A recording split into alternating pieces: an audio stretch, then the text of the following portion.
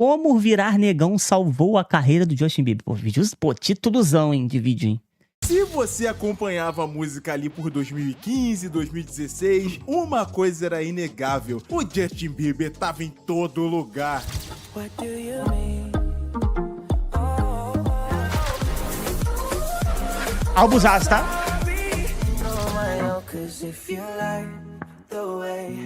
Por pose é albuzão. Se era na TV, no rádio, na internet ou até na vida amorosa dos outros, não era mais vergonha curtir as músicas do Justin Bieber, porque ele simplesmente dominava tudo naquela época. Só que tinha um detalhe que muita gente dava uma ignorada: é que por trás daquele fenômeno musical existia uma outra história, uma história de influência, de mudança e de decisões que, anos depois, levantariam uma discussão bem maior que a música. Damn, JB, where the hell you been? Yeah, I got a new necklace, diamonds. E Caralho! talvez essa história não explique pra você como Justin Bieber chegou ao topo, mas te deu uma ideia. Por trás dele existiu o P. Diddy?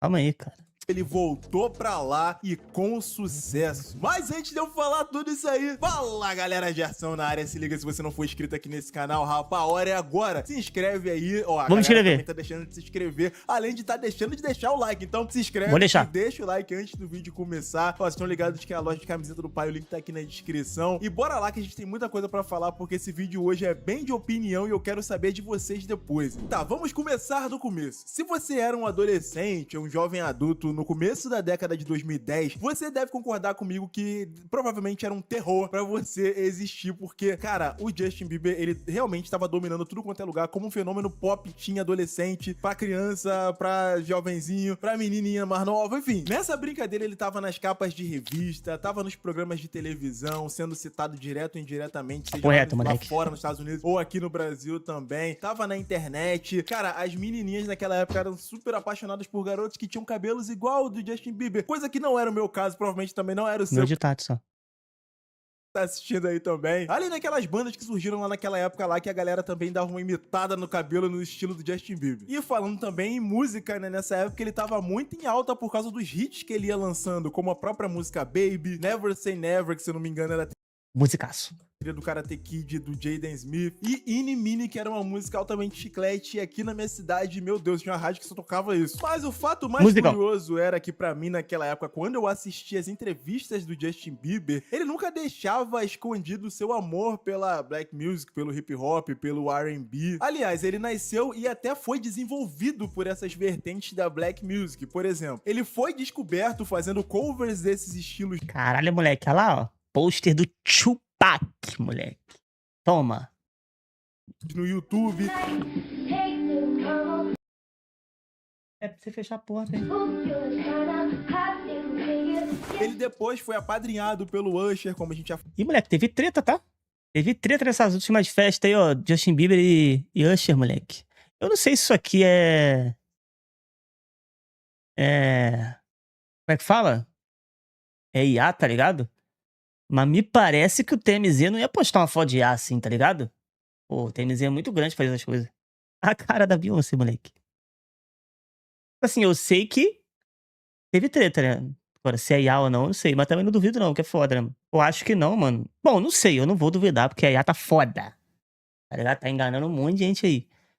Mas, pô, realmente eu acho que teve... Pô, todos os sites postou que teve briga, moleque. Tipo assim, não teve briga física, tá ligado?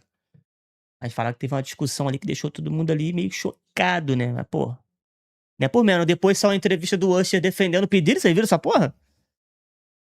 Vocês viram ele falando? Mano, que, porra, que tem que parabenizar, meio falando assim, tá ligado? Parabenizar tudo que ele fez é histórico, tá ligado? Pô, um bagulho meio bizarro, mano. O primeiro grande hit dele aparece um monte de rapper, né? Que é Baby, aparece o Drake, aparece um monte de gente lá atrás, enfim. Então por que no começo da carreira prenderam o Justin Bieber dentro de uma bolha pop adolescente? Mas na minha concepção... Porque é dinheiro, pai. É isso aí que dá dinheiro. Sempre teve na cara que ele não queria muito estar naquele universo lá, e à medida que ele foi crescendo um pouquinho mais, as coisas foram começando a ficar claras pra ele e também pro público. Só que com isso, veio uma faminha aí de bad boy e algumas grandes polêmicas. Pô, a verdade é que, tipo assim, hoje em dia todo mundo reconhece as músicas antigas do Justin Bieber, tá ligado? Todo mundo escutava na época, só que, tipo assim, tinha vergonha de falar. Beleza. Tá ligado? Só que se na época ele faz música pra gente mais adulta, cara, eu acho que ele não ia ter esse sucesso que ele teve, tá ligado? Ele não ia ter, pô. Infelizmente tem que começar assim, tá ligado? Tem que começar naquela música ali padrão ali, pra pop mesmo, pra adolescente. Pra depois e entrar numa crescente, pô. Todo mundo fez isso, né? A Miley Cyrus era assim, tá ligado? Um monte de gente é assim, pô. Um monte de artista foi assim. Por isso que entre 2013 e 2014 rolou a queda do ídolo Tim, quando o Justin Bieber se meteu em muita confusão, vocês provavelmente devem lembrar, e ele saiu dessa imagem de maior popstar do mundo pra uma imagem completamente desgastada. E eu diria que essa parada aconteceu por causa de mais ou menos 3 pilares, vamos botar aí. O primeiro era o excesso e saturação daquela imagem de jovenzinho perfeitinho que o Justin Bieber tinha, que começou a dar uma cansada no público. Ele realmente, como eu falei, tava em tudo quanto é lugar, era muito show, muita turnê, o maluco era onipresente, e quando um artista ele aparece muito assim, obviamente a galera começa a já dar aquela rejeitada. Depois, aqueles escândalos em sequência, um atrás do outro, que davam contraste nessa imagem de bonzinho, de garotinho bom, versus o bad boy que ele queria mostrar que ele queria ser pro público, tá ligado? E aqui foi onde tudo desandou de vez. Como, por exemplo, em 2014 ele foi preso por dirigir sob efeito de substâncias, teve alguns casos de vandalismo, assim, entre aspas, como naquela vez que ele jogou ovo na casa do vizinho. Ovo podre. Inclusive, em novembro de 2013, o Justin Bieber causou polêmica no Rio de Janeiro ao pichar muros no bairro de São Conrado, incluindo o antigo Hotel Nacional. A ação gerou um processo por danos ao patrimônio, que foi reaberto em 2017 e concluído em 2018, depois do cantor pagar aí 20 mil reais. Além disso, teve aquelas confusões clássicas, né, como aquelas brigas constantes que ele tinha com paparazzi, e às vezes que as pessoas falavam que ele era um pouco arrogante com o público e com seus próprios fãs. Ou seja, Justin era... Pô, ele sempre foi, a verdade é essa. Porra, sempre foi, não é arrogante, tá ligado? Mas o cara nunca gostou de tirar foto, pô, a verdade é essa. Mas longe de ser pela música, era por tudo que ele causava fora do estúdio. E com isso veio aquela famosa crise de credibilidade, no qual o público já tratava o Justin Bieber como uma celebridade do que como um artista, como um cantor, tá ligado? Tipo, ele era igual, tipo, sei lá, naquela época antiga lá que a galera causava confusão e tudo que eles faziam não hypava porque, esse artista aqui é conhecido por ser muito brigão, por causar confusão, enfim, não quero consumir nada dele. E pra falar a verdade, até os fãs estavam meio que dando uma soltada na mão do Justin Bieber naquela época. Eu lembro que teve uma vez que vazou umas fotos aí dele... É isso. Mas, papo reto, pra mim ele tava deixando de ser levado a sério musicalmente, mas ao mesmo tempo eu acho que ele tava se encontrando. E o que ninguém esperava é que a partir daqui ele começasse a ser ele mesmo. E isso veio com a transição sonora que veio depois desse período turbulento na vida do Justin Bieber. Ele primeiro se reconectou com a música, seja com novas ou velhas influências. E isso veio principalmente com quem ele começou a andar naquela época. O primeiro deles foi o Kanye West, que desde lá por 2011 já dizia que o Bieber era um dos seus novos protegidos. A coisa ficou mais próxima entre eles Vixi. Olha aí. dois depois que o Kanye apresentou o Ricky Rubin pro Bieber. Tem até uma entrevista aí de 2015 da revista Rolling Stones, onde o Justin Bieber é só elogios pro Kanye West naquela época. Teve até um caso também que Kanye West quando tava Sun, né, cara?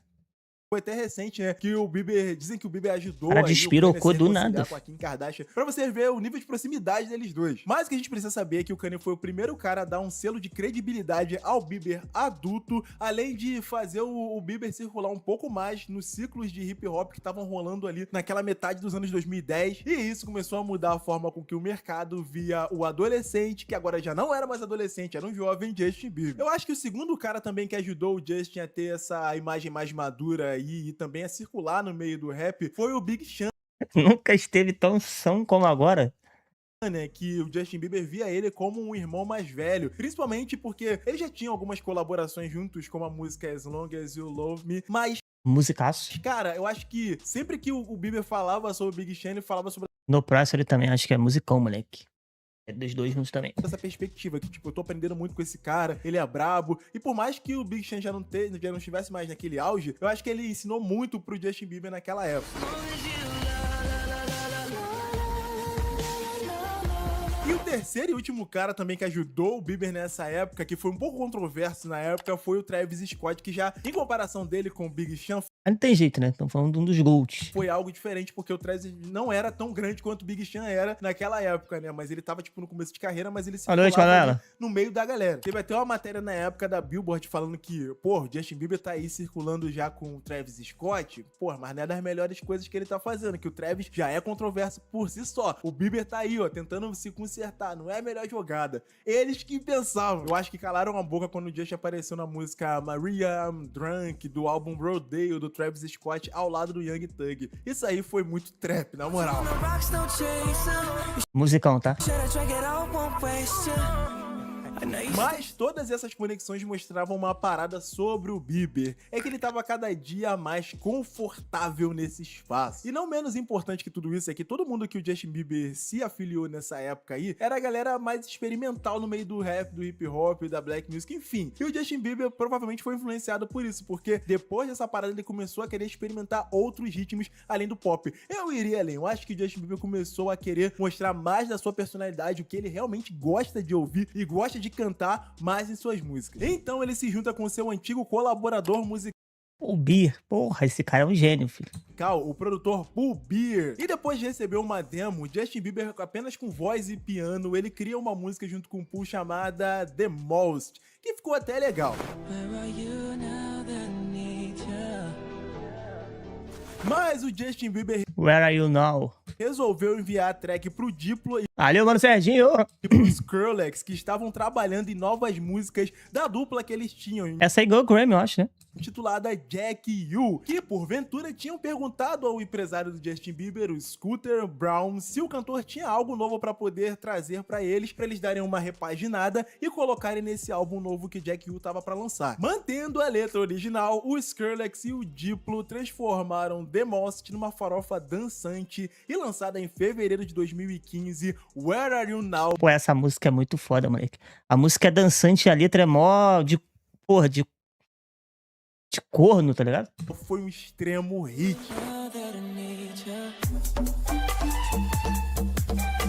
Where Are You Now foi um sucesso, pegando top 8 na Hot 100, ganhou Grammy e foi a primeira vez que o público vê um Justin Bieber mais artista do que ídolo teen. E não ia parar por aí, porque baseado nesse sucesso, o Justin Bieber ia procurar por novas Eu vi.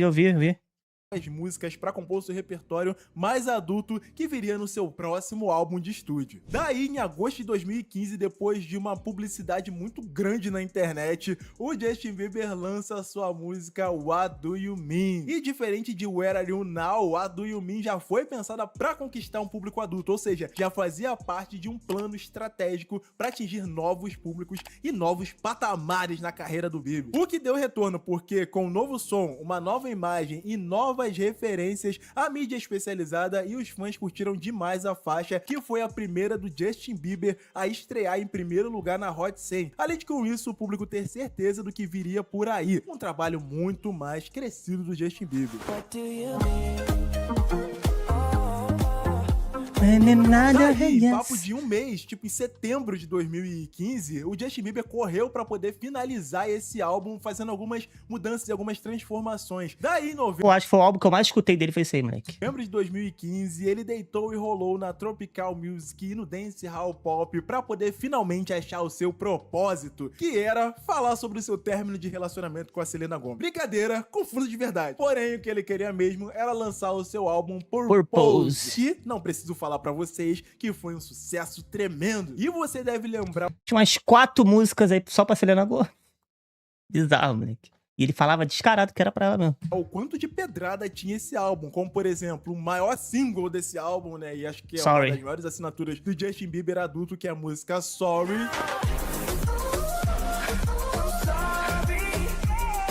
Assim como Love Yourself, que também tocou bastante, e era uma canetada do Ed Sheeran, que tem até acho que uma versão dele que rola na internet aí, que é tão maneira quanto.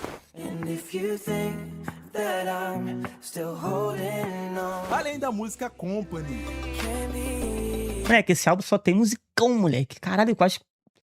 Pô, na primeira versão do álbum, que acho que foi 12 músicas, moleque, acho que tem umas 9 ou 10 que, pô, bombaram, filho. each other's company. Essa track, inclusive, voltou a fazer sucesso por aí. E resumindo, cara, essa era do Purpose foi muito redondinha, foi muito fechadinha, foi muito bem feita, sacou? Resumindo, ela cumpriu seu propósito, mas tinha um problema aí. Com o sucesso de músicas, né, como a própria Sorry, por exemplo, a galera já via o Justin Bieber como um rei do dancehall, tá ligado? É como se fosse o maior novo nome do dancehall, ou algo assim, parecido assim. Só que esse mesmo gênero é um gênero que vem da Jamaica, ele tem origens jamaicanas, ou seja, da música preta, e lá atrás outros artistas também já causaram alguma certa polêmica por eles terem meio que feito muito sucesso com esse ritmo, que depois até passou batido pelo público, como por exemplo o Shampoo. E naquela época Musicão, tá? Ia sair do shampoo, o moleque. dancehall tava surgindo e explodindo mundialmente mais uma vez. E o Justin aproveitou disso para ele poder surfar nessa onda antes que o ritmo ficasse saturado. E com isso começaram a surgir algumas críticas sobre apropriação cultural e musical. Era muita gente na internet dizendo coisas do tipo, olha, o Justin Bieber tá querendo surfar na Black Music pra voltar ao sucesso. Outros falavam, ele tá se inspirando ou ele tá se apropriando? E tinha gente que falava que ele só ajudou a popularizar o dancehall, mas também duvidavam se ele tava só querendo se beneficiar desse gênero. E isso foi um debate real na indústria naquela época. Se você tava na área naquela época, se você acompanhava, você sabe que o sucesso do Bieber em 2015, 16, 17 era uma faca de dois gumes. Era ao mesmo tempo a galera gostando e ao mesmo tempo muita gente criticando. Mas o fato é que nesse período que eu citei, ele abraçou esse ritmo e outros subgêneros aí da Black Music também. E, mano, ele só lançou farofa e só pedrada lendária. Eu lembro que ele tinha mais uma faixa gravada com o Diplo e que vira e mexe ele falava sobre essa música nas entrevistas, né? Mas teve uma vez que ele lançou no Twitter, ele postou no Twitter, cobrando o Diplo o que aconteceu com a música Cold Water que eles tinham Musicão. lançado, e o Diplo respondeu que ele ainda não tinha finalizado, tipo, foi publicamente essa parada, sacou? O que gerou uma curiosidade no público, o que seria essa música Cold Water. Daí o Diplo correu pra poder finalizar a track e resultado, mais um hit. And if you feel you're sinking, I will jump right. Ah, detalhe, depois o Justin Bieber explicou que ele cobrou o Diplo publicamente porque ele não tinha o WhatsApp do Diplo, ou o telefone dele, tá ligado? Pô, inacreditável. Provavelmente com saudades da sua ex, o Justin Bieber achou uma demo de uma música produzida pelo DJ Snack com a Selena Gomez. Ele deve ter pensado assim, cara, essa música vai ficar muito Let Me Love boa You. na minha voz, eu vou gravar ela também. E nisso nasceu a música Let Me Love You. Porra, essa aí é pedrada, moleque. Pedrada, escutei muito, hein? Outro sucesso do Justin Bieber naquela época. Give up, nah, nah, nah. Let me love you. Reforçando a sua conexão com o rap, ele participou da música Deja Vu, do álbum de estreia do Post Malone, Foda também. o Stoney. Yeah, I gotta say something, yo, yo, yo. I'm on a roll. O remix de Despacito a gente pula, porque o Justin Bieber naquela época tava tão hypado que ele era o único nome que ia conseguir fazer essa faixa ser maior do que ela já era em 2017. Despacito, quiero respirar tu cuello despacito. E pra fechar esse ciclo aí muito brabo, eu também me lembro quando ele se juntou ao David Guetta e lançou a música To You, que pra mim é a segunda melhor do Justin Bieber, na moral. Comes to you. Pô, eu gosto dessa música, mas ela não foi tão hypada, tá ligado? Na época. Mas eu escutei bem ela, escutei legal também. There's no Relevância total e respeito musical recuperado. E você consegue ver que nessa época aí tinha Justin Bieber pra todos os gostos. Justin Bieber latino, Justin Bieber na música eletrônica, Justin Bieber meio que no pop que circula pelo EDM também. Enfim, o fato é que ele queria realmente fazer com que o mundo Ele meio que divou nessa. inteiro soubesse que as referências dele vinham da Black Music. E ele faria isso no seu próximo álbum de estúdio. Então, em 2020, ele lança o Changes, Pô, esse álbum aí é que foda. é puro R&B com trap, e era o respeito das ruas que o Justin Bieber queria. Esse álbum veio acompanhado por outras músicas Esse álbum foi feito pra fã, tem jeito. também que são super lembradas do Bieber, como Yummy, Yeah, you got that yummy, yum, that yummy, yum, that yummy. e a minha música favorita do Justin Bieber, assim, de todas, que é Intentions, que tem um feat com Quavo. You're perfect, you don't need no filter. Pra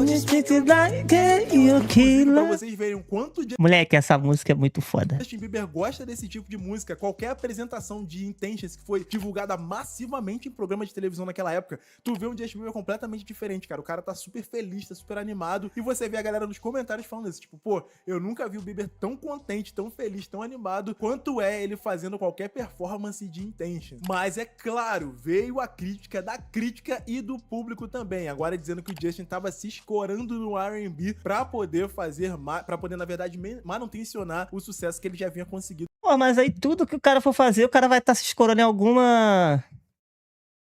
algum ritmo, tá ligado? Porra, não adianta. Pô. Na era anterior. O cara começar a cantar funk aí, caralho, o Justin Bieber querendo se aproveitar do funk.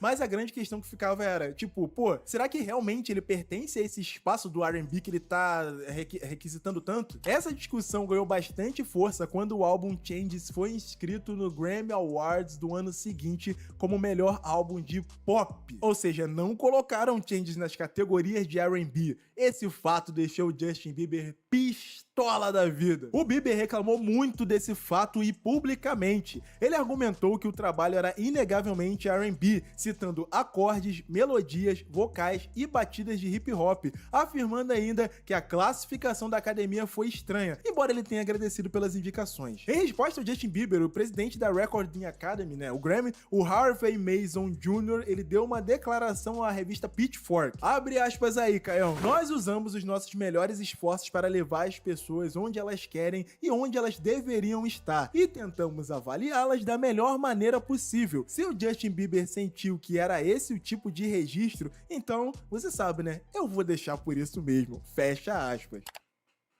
E parte do público reforçou esse argumento do Harvey Mason Jr., porque, cara, tipo assim, não tinha como ele falar sobre Black Music e ser inscrito nas categorias de Black Music se ele não tinha raízes ali. A raiz dele era no teen pop. Além disso, a galera falava que ele se beneficiava de um som com raízes na cultura negra, mas ele não enfrentava as mesmas barreiras que artistas negros enfrentam. E uma das piores críticas, que davam naquela época é que ele se colocava como artista pop quando convinha pra ele. E aí isso virava um segundo debate, um subdebate, que era aquele de apropriação versus privilégio. Mas o Bieber não ia desistir e em 2021 ele tenta fazer justiça ao seu repertório musical, lançando o álbum Justice. Só que a discussão do Justice não foi só sobre o som em si, mas foi sobre o conceito e as escolhas do álbum. E principalmente aquele caô sobre o uso das falas do Martin Luther King. O álbum tem interlúdios com discursos do Martin Luther King que são ligados ao tema de justiça. I say to you this morning